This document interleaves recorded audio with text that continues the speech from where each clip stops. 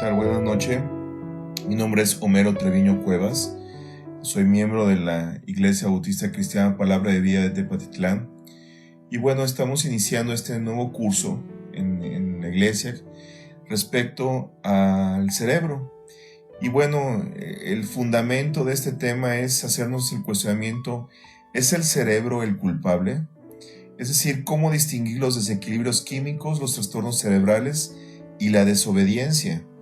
Entonces, es un tema que cada vez toma mayor relevancia en la sociedad, porque estamos cada vez más inmersos en una ideología de ver al ser humano simplemente como un cuerpo.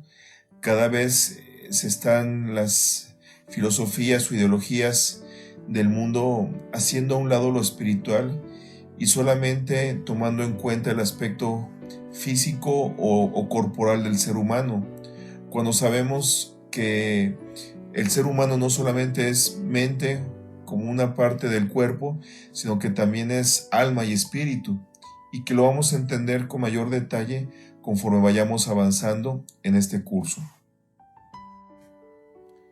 Permítanme nada más hacer mención o mostrarles cuáles serían los temas o capítulos con los que vamos a abordar. Prácticamente el primer punto o el primer capítulo es quién está a cargo, es decir, realmente quién está a cargo de nuestro comportamiento, la mente, el alma, el espíritu.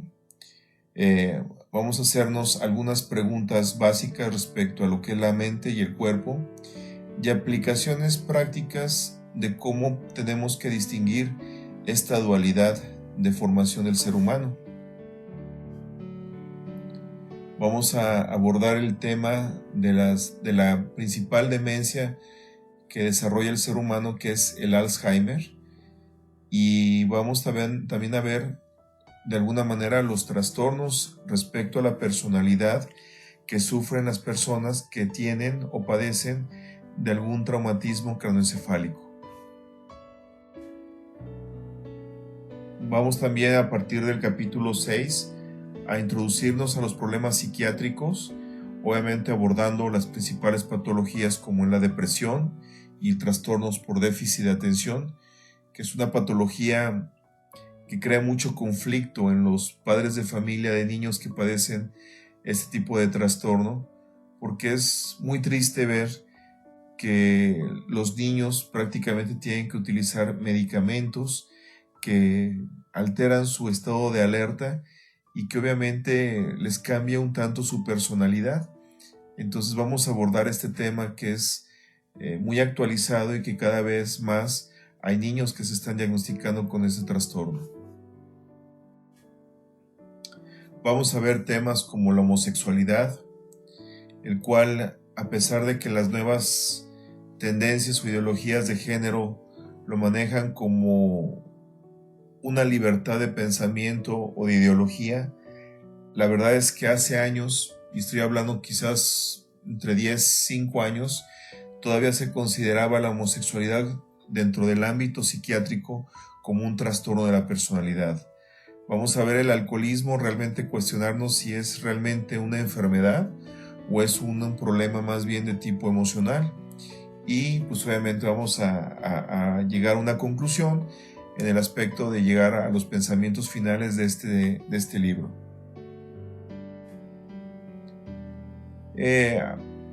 Revisando alguna bibliografía en CrossDiscover, que prácticamente es un grupo del área psiquiátrica y que obviamente es un artículo de reciente formación, marzo de 2020, hace mención de que el 25% de la población mundial está afectada por algún tipo de trastorno psiquiátrico, que puede alterarles, fíjense bien, la capacidad intelectual, la conducta, la afectividad y las relaciones sociales. Entonces ahí es donde nosotros empezamos, sobre todo las personas que tomamos muy en cuenta el aspecto espiritual, hasta qué punto realmente todo esto le corresponde a la mente y qué tanto está involucrado los aspectos espirituales. Hablar del 25% de la población mundial es hablar de millones de personas y de personas que están conviviendo en nuestra vida cotidiana a nuestro alrededor. Es estar hablando de familiares pues estar hablando inclusive de nosotros mismos. Entonces por eso es que es tan importante este tema. ¿Por qué la necesidad de abordar estos temas? Es la pregunta que obviamente me hice desde hace muchos años, cuando estaba como estudiante de medicina y empezaba yo de alguna manera a adentrarme a la materia de la psiquiatría. Pues tuve la fortuna, si así lo queremos ver, de inclusive tomar clases en el psiquiátrico de Puebla. Ahí es donde teníamos que ir mi grupo, porque ahí estaba nuestro maestro, ahí estaba trabajando, era psiquiatra, médico psiquiatra de allá de este hospital, y ahí íbamos a tomar clases. Y la ventaja la veo de que obviamente recibíamos teoría, pero también teníamos la oportunidad de adentrarnos y de investigar, pues de alguna manera, estos pacientes y verlos en vivo. Entonces, cuando llegaba yo a los pabellones donde se encontraban los pacientes crónicos, es decir, los pacientes con un trastorno psiquiátrico, con retrasos mentales muy fuertes, me hacía el cuestionamiento que les presento en esta diapositiva, y el primero que me hacía era si la mente es lo que distingue o diferencia al hombre de un animal.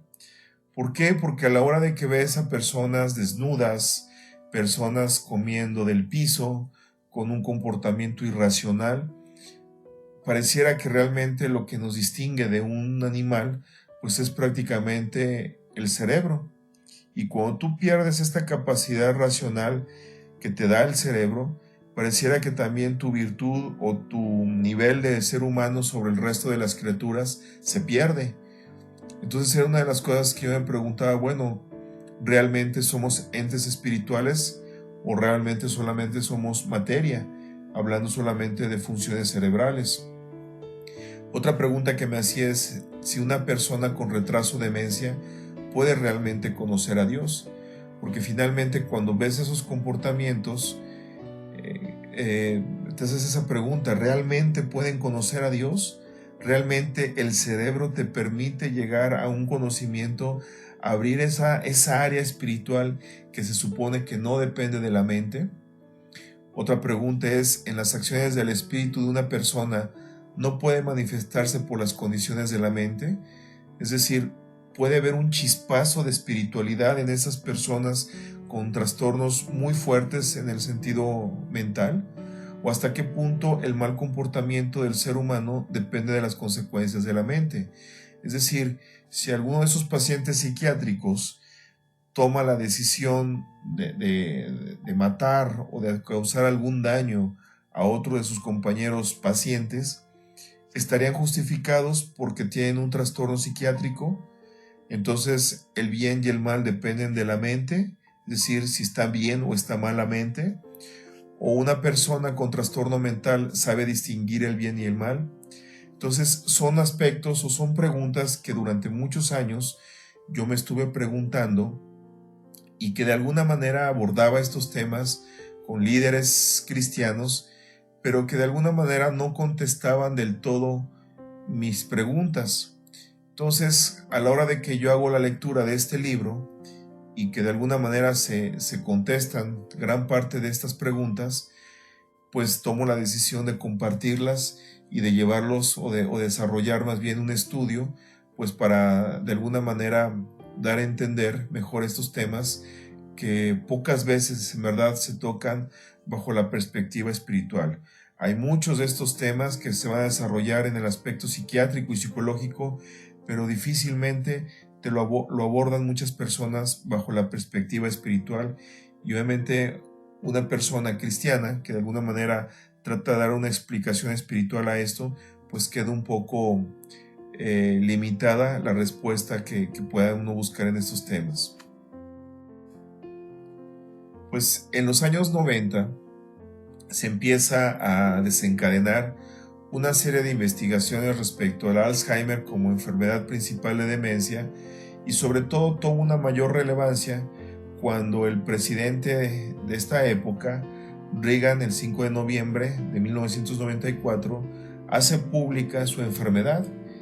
Y recuerdo que los comentaristas políticos hacían expresiones de que decían, bueno, en manos de quién estuvimos cuando él estaba en funciones y que era la máxima autoridad del país más poderoso del mundo, donde las decisiones que tomaba no solamente tenían gran relevancia a nivel nacional, sino a nivel internacional. Entonces decían, bueno, ¿hasta qué punto estuvimos en manos de un líder con demencia?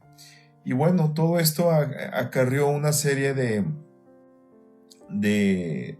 tendencias en investigación, al punto en que obviamente se llegaron a cuestionamientos muy serios respecto a la mente, bajo un enfoque filosófico, bajo un enfoque teológico y obviamente pues también un debate científico respecto a los avances que había en la medicina. Entonces empieza a haber un avance, empieza a haber una inquietud en abordar estos temas. Se llega obviamente a entender que el cerebro tenemos que entenderlo bajo un concepto básico. Es decir, hay explicaciones en las cuales tenemos que entender que el cerebro tiene patologías o se desencadenan patologías debido a desequilibrios químicos. Es decir, hay patologías que de alguna manera se desarrollan debido a una deficiencia de sustancias que se secretan en el cerebro, a las cuales nosotros llamamos como neurotransmisores, y en algunas patologías, como lo que es la depresión, estos neurotransmisores tienen una deficiencia en su secreción o en su estimulación, lo cual trae que la persona pues padezca de trastornos en el estado de ánimo, hablando en este caso de la depresión. Entonces, cuando se administran medicamentos antidepresivos, estos medicamentos lo que hacen es que estimulan las neuronas para que haya un aumento de alguna manera en la secreción de estos neurotransmisores. Por otro lado, se ha analizado o se tienen que entender las conveniencias o inconveniencias de la medicina psiquiátrica. Es decir, muchas veces hay medicamentos que se utilizan dentro de la psiquiatría que lejos de darle una mejor calidad a la persona, los retrasa. Entonces ahí es donde a veces entran muchos cuestionamientos hasta qué punto la ciencia está realmente ayudando a estas personas. Y finalmente, considero que para poder entender el trasfondo de muchos de estos trastornos, tenemos que ir o tenemos que analizarlo más allá que la perspectiva física, sino también tenemos que adentrarnos al aspecto espiritual, sin llevar toda la balanza al aspecto espiritual, pero tampoco llevar toda la balanza hacia al aspecto físico o mental. Creo que hay trastornos que tienen una corresponsabilidad del aspecto mental y espiritual, pero tenemos que saberlo distinguir y bueno, esa es la razón de este curso. Pues bueno, solamente por mencionar la evolución del proceso clínico en los 90, por ejemplo, el Ritalin es un medicamento que se empieza a dar a niños, obviamente con cambios de humor o relacionados con desequilibrios químicos del cerebro, y obviamente se incrementa el uso de antidepresivos, al punto que en la actualidad se considera como trastornos cerebrales a casi todos los problemas del comportamiento del humano. Entonces, prácticamente en la actualidad, cualquier problema de tipo de comportamiento, pues el causante son problemas bioquímicos cerebrales, como los acabo de mencionar, los problemas de los neurotransmisores.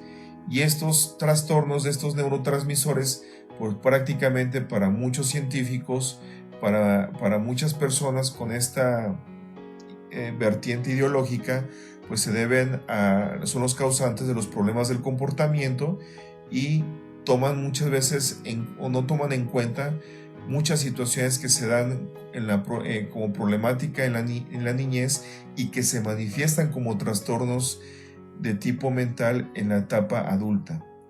Entonces, esto es de alguna manera la base ideológica, científica que actualmente prevalece en la sociedad y en el medio médico, sobre todo en el área psiquiátrica. Para poner un ejemplo respecto a esta ideología, el ejemplo del mal comportamiento contra problemas cerebrales, resulta que una vez entrevistan en Estados Unidos a un político que tenía a cargo de alguna manera el control o el ataque a las drogas, ¿verdad?, en Estados Unidos. Y de alguna manera se acusaba a este político de un sinnúmero de demandas legales que tenía, que había también malversación de fondos, había venta de favores políticos, y lo peor de todo es que a través de un video lo descubren consumiendo drogas. Entonces, qué ironía, ¿no? La persona que debiera estar protegiendo al país contra las drogas, pues resultaba que era un adicto a ellas. Y lo más impactante de todo esto es que cuando el reportero le hace la pregunta, ¿por qué lo hizo? ¿Por qué nos mintió todos estos años? Él contesta lo siguiente: no lo hice, tenía un gran desorden en el cerebro, mi cerebro lo hizo todo, es consecuencia de mi enfermedad. Lo increíble de todo esto es que el reportero ya no siguió cuestionando al político, pareciera que había quedado convencido de esta respuesta. Entonces, este es un ejemplo de cómo esta ideología de alguna manera de responsabilizar del mal comportamiento al ser humano respecto a la adecuada o inadecuada funcionabilidad de sus neurotransmisores, este es el ejemplo a lo que cae este tipo de pensamiento. Entonces, definitivamente, cuando nosotros le echamos la culpa completamente a la mente de nuestro comportamiento, entonces, ¿dónde queda Dios? ¿En dónde queda lo espiritual? ¿En dónde queda tu capacidad de ser humano de desarrollar una ética, de desarrollar una moral, de desarrollar principios de comportamiento sustentados en una fe o en aspectos de una situación espiritual, y se los dejas solamente a un mal comportamiento, a un defecto de un neurotransmisor? Entonces, si nosotros caemos en esta ideología, pues simplemente le quitamos esa capacidad espiritual del ser humano y prácticamente lo limitamos a que el comportamiento del ser humano depende 100% a un aspecto de un cerebro, de una parte del cuerpo, y ya lo de alguna manera lo deshumanizamos, es decir, le quitamos esa virtud que podemos ver que tiene el ser humano de desarrollar una espiritualidad. Entonces debemos de entender las dos vertientes principales que hay respecto al cerebro. Una es que el cerebro es un instrumento asombroso y que participa y contribuye en todo comportamiento. Finalmente, lo que yo soy internamente, lo que yo soy espiritualmente, finalmente lo voy a manifestar a través de mi cuerpo, a través de mi mente. Pero tenemos que cuidar de no responsabilizar de todo al cerebro. Es decir, no podemos decir que el cerebro tiene la culpa absoluta de mi bueno o mal comportamiento. ¿Por qué es importante abordar estos temas? Bueno, en lo personal, y que de alguna manera conozco varias iglesias y varios ministerios en distintas iglesias, tanto en México como en otros países, yo no he sabido hasta el momento alguna iglesia que esté desarrollando algún ministerio para las personas psiquiátricas. Entonces, el problema es de que las iglesias saben cómo abordar, o inclusive tienen ministerios en hospitales, tienen ministerios en centros de rehabilitación para pacientes con una cierta adicción a drogas o algún otro tipo de sustancias, alcohol, por ejemplo. Hay iglesias en donde tienen ministerios en cárceles, pero yo no he sabido iglesias que tengan ministerios en hospitales psiquiátricos. Y esto no es culpar o de alguna manera criticar, porque inclusive, se los confieso, yo como médico, cuando estoy en un hospital, pues se siente uno como pez en el agua. Sabes cómo actuar ante un paciente infartado, ante un paciente accidentado, hacia un paciente con ciertas patologías. Pero cuando te toca abordar pacientes de tipo psiquiátrico, muchas veces no sabes qué hacer. Y no se diga cuando los visitas en un centro o un centro hospitalario de tipo psiquiátrico, en verdad no sabes cómo actuar ante ellos. No sabes cómo actuar ante la irracionalidad, hacia los comportamientos irracionales de los pacientes. No sabes cómo actuar ante su comportamiento impredecible. Y finalmente eso te hace ver o te hace rechazarlos y obviamente limitarlos, abordarlos en el aspecto espiritual. Entonces yo creo que en la medida que podamos entender estas situaciones de enfermedades mentales y en la medida en que podamos distinguir el potencial espiritual que tiene el ser humano y la individualidad que tiene el ser humano entre lo espiritual y lo mental, vamos a poder ministrar bíblicamente con mayor confianza, sabiduría y compasión a estas personas. Entonces, este tema prácticamente es la introducción, es darles así como que una probada de cuál va a ser el enfoque de este estudio y sobre todo el por qué surge esta inquietud de formar este estudio, de abordar este estudio y este tema que pues realmente poco se aborda en el contexto, como lo mencioné anteriormente, bajo el contexto espiritual. Inclusive esos temas los he platicado con compañeros que son psicólogos y prácticamente lo abordan hasta un punto solamente psicológico, pero no se meten en el aspecto espiritual.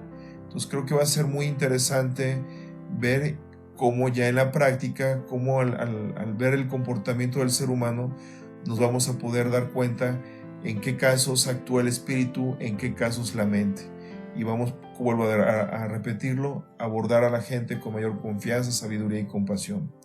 Dios los bendiga y vamos a estar entonces juntos aprendiendo más acerca de este tema.